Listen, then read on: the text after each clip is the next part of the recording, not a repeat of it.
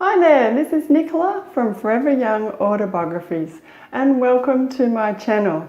If you're new here this week, this is the place where we learn to write life stories for family and friends so that unique memories can live on. Now I've got a really exciting topic for you today. It's a book review on the memoir. It's a best-selling international memoir called Educated by Tara Westover. Now, if you're new to this channel, I'd love for you to subscribe and like this video and keep watching until the end because I have a free gift for viewers today.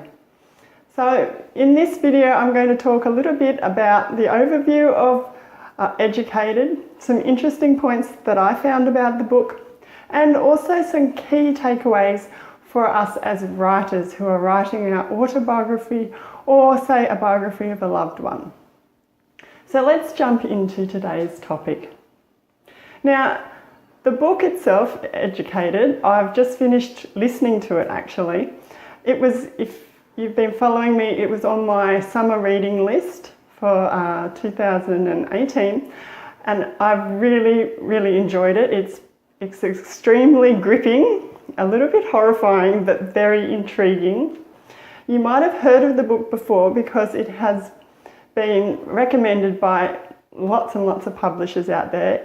For example, The Times, The Guardian, the New York Times have recommended it as their book of the year, and also Amazon has named it their book of the year. Also, we have Bill Gates is backing this memoir and former American President Barack Obama. So, you know, really hotly anticipated reading this book, so much good reviews and support behind it.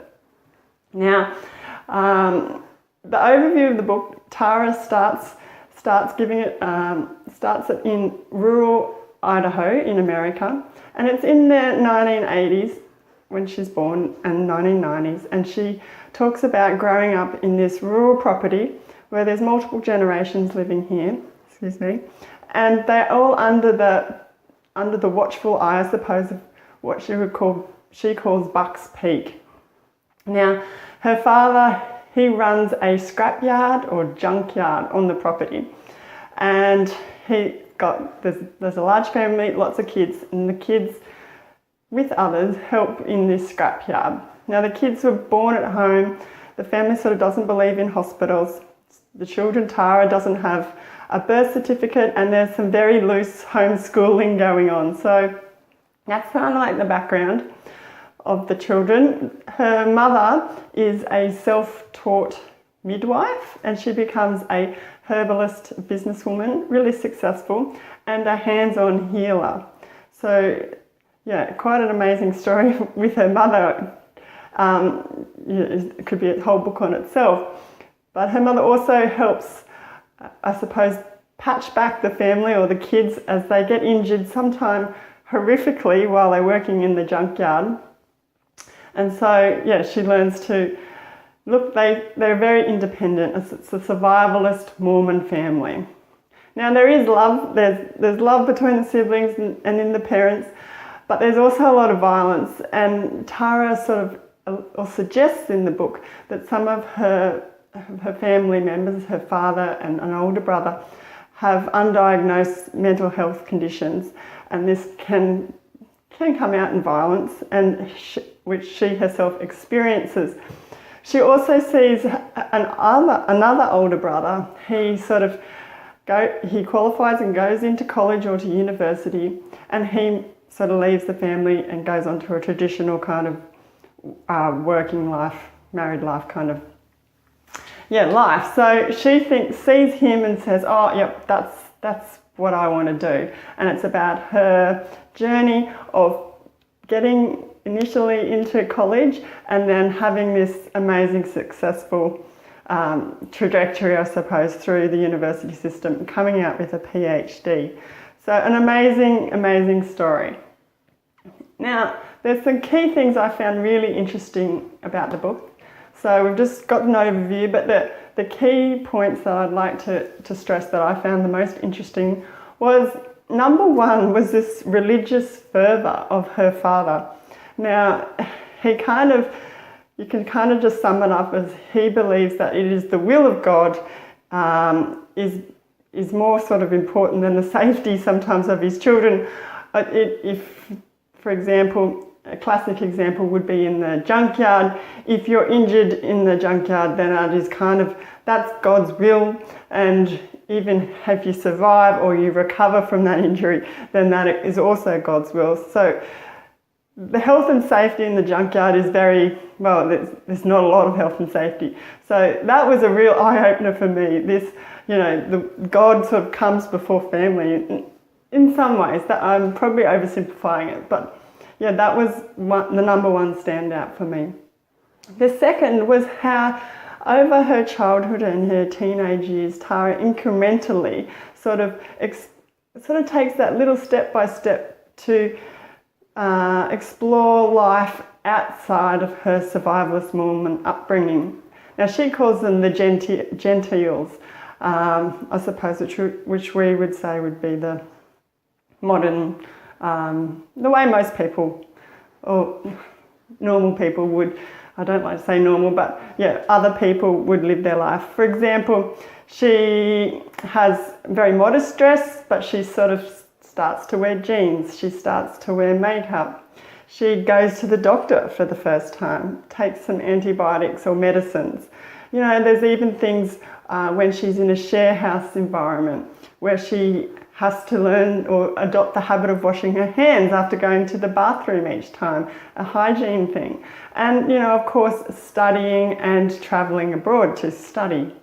So that progression was really interesting.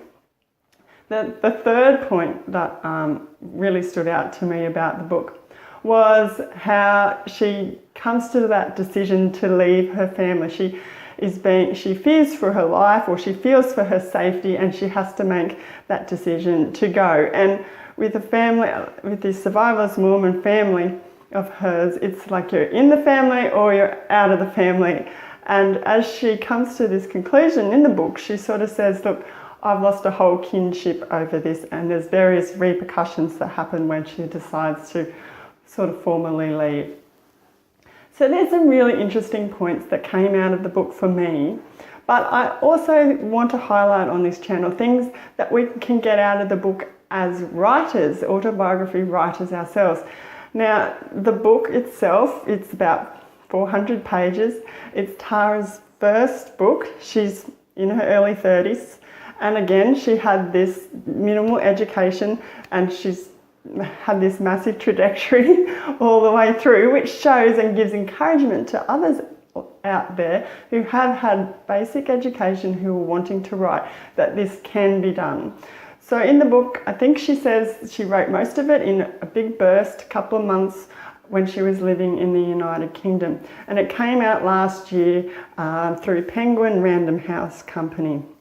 Now, the thing that as a writer myself, I took away from the book was how Tara uses her old journal entries in the memoir. So she's got quite a collection, and for key events in the book, she goes back to her journal and she sort of summarises those points of her point of view and her logical processing of the events in the journal. So she puts that in, but then she contrasts that with her, modern point of view.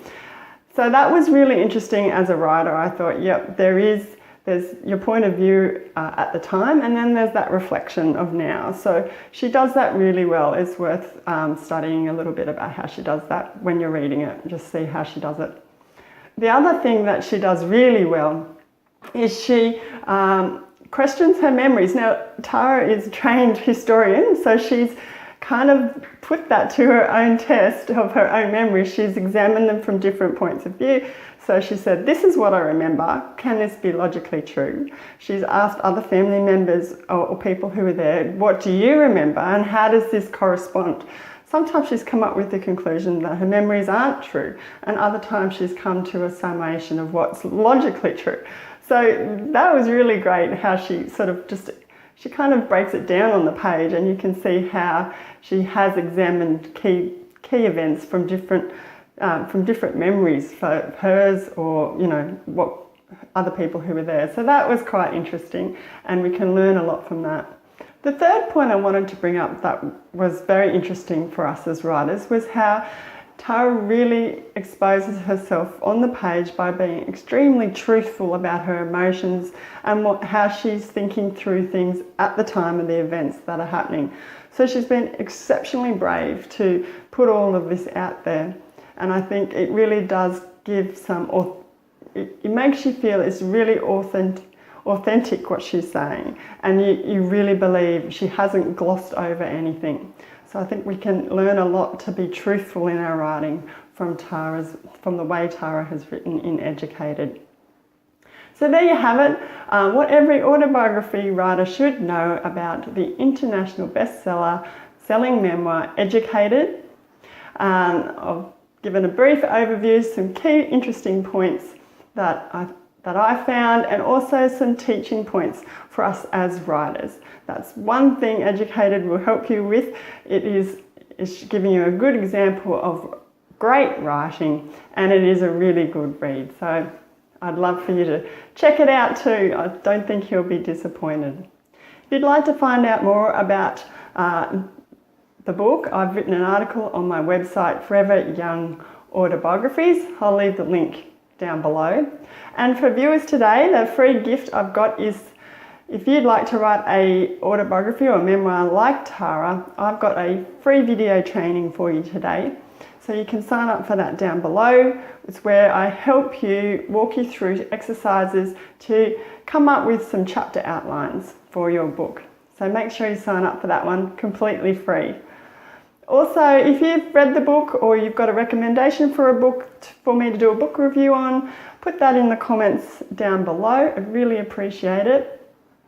And if you'd like to subscribe, then hit the notifications or hit the icon there, circle icon to subscribe, so you know when I have a new video out next week. If you found this one helpful, hit the like button and give it a thumbs up. That would be really great. And until next week, thanks for watching and happy writing.